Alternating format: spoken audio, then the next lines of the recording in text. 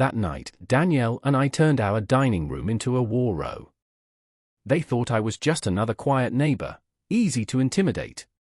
But when HOA Karen sent her so-called security officers to steal my Porsche, she had no idea who she was dealing with. Because I wasn't just a homeowner.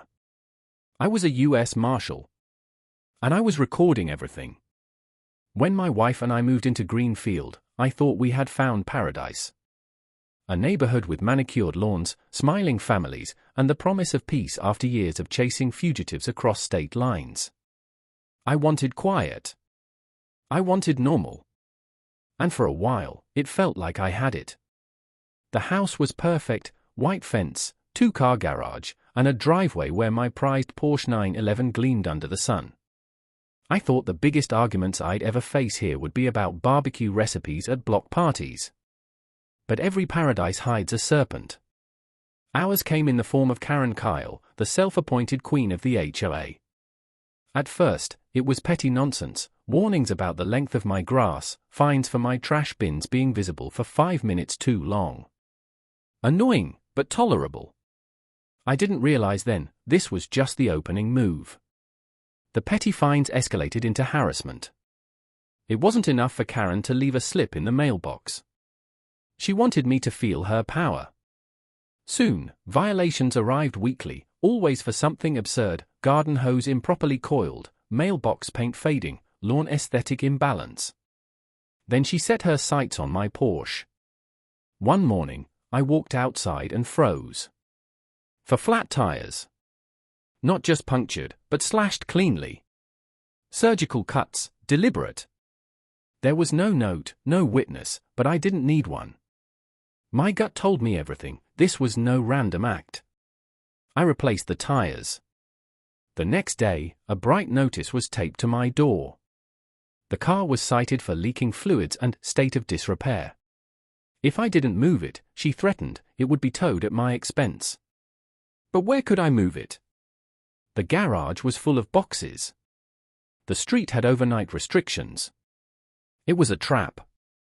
And I knew she was waiting for me to fall into it. It was a blistering afternoon when the trap finally sprung. I heard the growl of a tow truck outside. Stepping out, I saw it, an old flatbed idling in my driveway. 2 bulky men stood by my Porsche, one fiddling with a hook and chain, the other smirking at me like I was already beaten.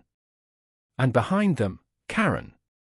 Tennis skirt, pink visor, arms crossed, tablet in hand like she was royalty presiding over a public execution. She checked her watch. Right on time. I didn't wear a polo that day. Instead, I put on an old black training shirt. Across the chest, in bold white letters, US Marshal. Not a costume, a message. I walked out calmly, screen door slamming behind me. Danielle, my wife, already had her phone live streaming to the neighborhood page. The view count climbed fast. Witnesses mattered. Karen's lips curled into a smug smile. "This is official HOA business," she chirped. The goon smirked wider, tugging up a fake traffic enforcement armband. He stepped forward, puffing his chest.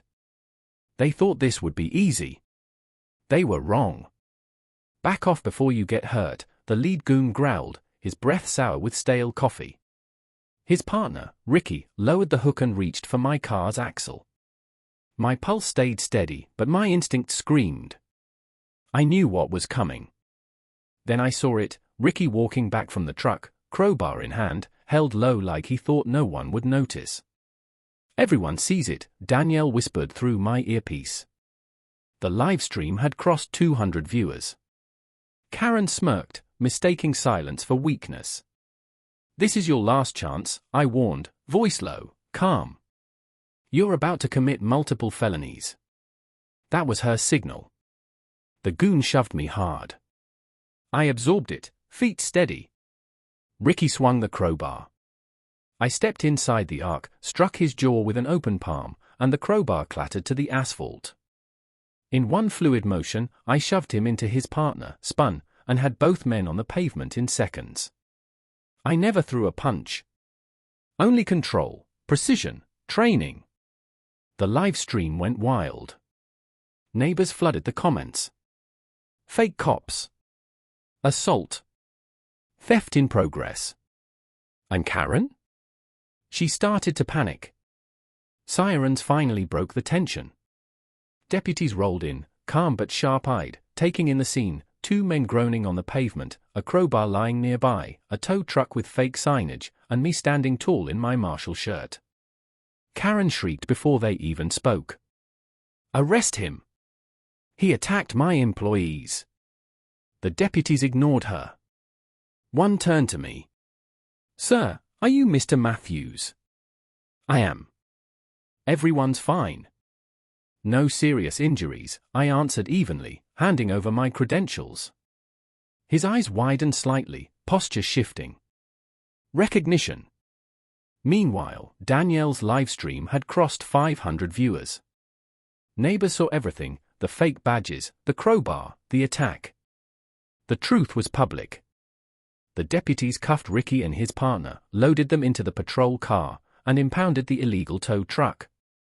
Karen stood frozen, clutching her citation pad like a weapon she no longer knew how to wield. But I wasn't celebrating. I knew this wasn't over. Because this wasn't just about a car. This was about power. We traced the tow truck's registration. It didn't lead to a licensed company. It led to a paper entity, a shell company linked to Karen. Then came the smoking gun. Venmo transactions, public and sloppy. Payments flowing from Karen's hired muscle straight to one name, Frank Miller, a city inspector. The notes were chillingly simple: violation, approval, inspection. That explained everything. Karen would invent a violation, Frank would stamp it official, and her goons would tow the target vehicle. From there, it was sold off the books. Everyone got their cut. This wasn't neighborhood politics anymore. It was organized crime. I called my old contacts. The FBI was interested. Very interested. But to bring the whole empire down, we needed more than evidence. We needed a trap. The bait was my Porsche. We staged it with a low tire and a small coolant leak. Enough to look neglected. Enough to tempt Karen into making her move. Inside, we hid 4 thumbnail-sized cameras, each streaming to Danielle's laptop. And then came her masterpiece, a custom kill switch wired into the car's computer. With a single button, she could turn 3,000 pounds of German engineering into a lifeless paperweight. 2 nights later, the city inspector himself slapped a bright orange 72-hour tow notice on my window. At 2 a.m. on the 3rd night, Ricky and his partner returned. They smashed a window, hooked the car, and started dragging it down the street. Danielle hit go live. The title read, HOA Caught Stealing Car Live. The Porsche stalled mid-intersection, hazard lights blinking like a spotlight on their guilt. The livestream exploded past 1,000 viewers. And just like that, Karen's empire was unraveling in real time. The next night, the HOA meeting was packed. Residents tense, curious. Karen sat at the head of the table, trying to act in control. Then the TV screen in the clubhouse flickered. The FBI raid feed came alive. Agents stormed a warehouse, cuffing buyers, exposing stolen cars, tools, trailers, even children's bikes. The room gasped. Neighbors pointed, "That's mine. That's my generator." Karen bolted to her feet, shouting, "Lies! He's framing me." She pointed straight at me in the back row. No one listened. Because at that exact moment, 2 deputies walked down the aisle and read her rights aloud. Conspiracy. Grand theft. Racketeering. Handcuffs clicked.